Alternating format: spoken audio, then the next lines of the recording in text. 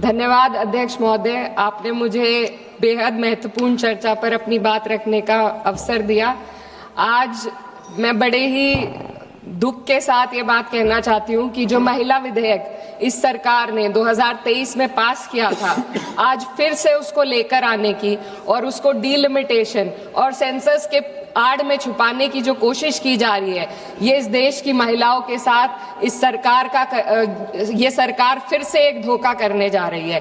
पहले 2034 में इन्होंने इसके इम्प्लीमेंटेशन को कहा, अब भी इनकी नीयत 2029 में इस बिल के इम्प्लीमेंटेशन की नहीं है। ये चाहते हैं कि ये लोग सिर्फ डीलिमिटेशन और अपने हिसाब से करने जा रहे सेंसस के आधार पे महिलाओं को उनके अधिकार देने से रोके। आज चिंता महिला आरक्षण की नहीं है। महिला आरक्षण बिल तो सर्वसहमति के साथ इसी सदन में 2023 में पास हो चुका है। चिंता इस बात की है कि आरक्षण की आड़ में मन मुताबिक डीलिमिटेशन से कैसे राजनीतिक लाभ उठाया जाए। माननीय अध्यक्ष महोदय, वर्ष 2023 में इसी सरकार ने देश को बताया था कि महिलाओं का आरक्षण केवल नई जनगणना और परिसमन के बाद ही लागू किया जा सकता है। इसे न्याय और सटीकता के लिए आवश्यक बताया गया, लेकिन अब मात्र 3 वर्षों के भीतर वही सरकार कह रही है कि नई जनगणना की कोई आवश्यकता नहीं है। इन 3 वर्षों में ऐसा क्या बदल गया? क्या संविधान बदल गया या सरकार की प्राथमिकताएं बदल गई?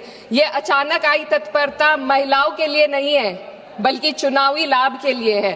पश्चिम बंगाल और तमिलनाडु जैसे राज्यों में चुनावी प्रक्रिया चल रही है, इसीलिए सरकार का यह बदलाव किसी ठोस बुनियाद पर आधारित नहीं, बल्कि शॉर्ट टर्म पॉलिटिकल माइलेज पर आधारित है। पहले कहा गया कि अपडेटेड आंकड़ों के बिना प्रतिनिधित्व अन्यायपूर्ण होगा, और आज उसी सिद्धांत को नजरअंदाज किया जा रहा है। ये और कुछ नहीं, सिर्फ और सिर्फ पॉलिटिकल अपॉर्चुनिज्म है। माननीय अध्यक्ष महोदय, इस विधेयक की सबसे बड़ी खामी यह है कि सरकार जानबूझकर पुराने आंकड़ों का उपयोग करना चाह रही है। जनगणना 2021 में होनी थी, लेकिन सरकार उसे कराने में विफल रही और अब उस गलती को सुधारने की बजाय देश के प्रतिनिधित्व को 2011 के आंकड़ों पर चलाना चाहती है, जो 2029 में 18 वर्ष पुराने हो जाएंगे। ये विधेयक आज के भारत को कल के आंकड़ों में ढालने की कोशिश है। जब नीति लोगों को उनके वर्तमान स्वरूप में देखना बंद कर देती है और उन्हें पुराने समय के आधार पर आंकती है, तो वे केवल असत्य ही नहीं बल्कि अन्यायपूर्ण भी हो जाती है। माननीय अध्यक्ष महोदय, हमारा संविधान एक स्पष्ट ढांचा प्रदान करता है। आर्टिकल 82 ये सुनिश्चित करता है कि परिसमन जनगणना के बाद हो, और आर्टिकल 81 और 170 ये सुनिश्चित करते हैं कि प्रतिनिधित्व जनसंख्या के आधार पर हो, ताकि हर वोट का सामान्य मूल्य रहे। लेकिन ये बिल सीधे एक व्यक्ति एक वोट के सिद्धांत को प्रभावित करता है। माननीय अध्यक्ष महोदय, स्थिति और चिंताजनक हो जाती है जब हम परिसमन आयोग को दी जा रही शक्तियों का आकलन करते हैं। यह आयोग सीटों के आवंटन और निर्वाचन क्षेत्रों की सीमाएं दोनों का निर्णय करेगा, और सबसे महत्वपूर्ण बात यह है कि इस निर्णय को किसी भी न्यायालय में हम चुनौती नहीं दी जा सकती। इससे ऐसी स्थिति उत्पन्न होती है जहां सत्ता पक्ष पूरे देश के पॉलिटिकल मैप को अपने लाभ के लिए बदल सकती है, वे भी बिना किसी न्यायिक निगरानी के। इस शक्ति के दायरे को समझने की जरूरत है। आज सीमाएं तय करेंगी कि कौन किसका प्रतिनिधित्व करेगा, किस समुदाय की आवाज सुनी जाएगी और किसकी नहीं। महोदय, डेमोक्रेसी में पावर के साथ साथ चेक और बैलेंसेस होना बेहद जरूरी है। सरकार एक ऐसी संरचना बनाना जा रही है जहां पावर केंद्रित हो और जवाबदेही अनुपस्थित हो, और जब इतनी व्यापक शक्तियां बिना किसी निगरानी के दी जाती है तो ये केवल एक तकनीकी चिंता नहीं रहती, ये प्रतिनिधित्व की निष्पक्षता को प्रभावित करती है। माननीय अध्यक्ष महोदय, ये विधेयक लोकसभा की सदस्य संख्या को 50% बढ़ाने की बात करता है, लेकिन इतनी बड़ी वृद्धि संसदीय कार्य प्रणाली में किसी सुधार के इस सदन की प्रभावशालीता को कम कर सकती है।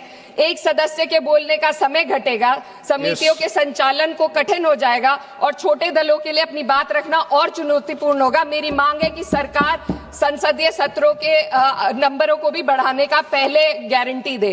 अध्यक्ष महोदय, मैं बहुत जरूरी बात रखना चाहती हूँ, 2 मिनट दीजिए। महिलाएं कोई होमोजेनियस ग्रुप नहीं है, ये एक समान एक रूप समूह नहीं है। उनकी वास्तविकताएं जात, वर्ग और सामाजिक पृष्ठभूमि से निर्धारित होती हैं।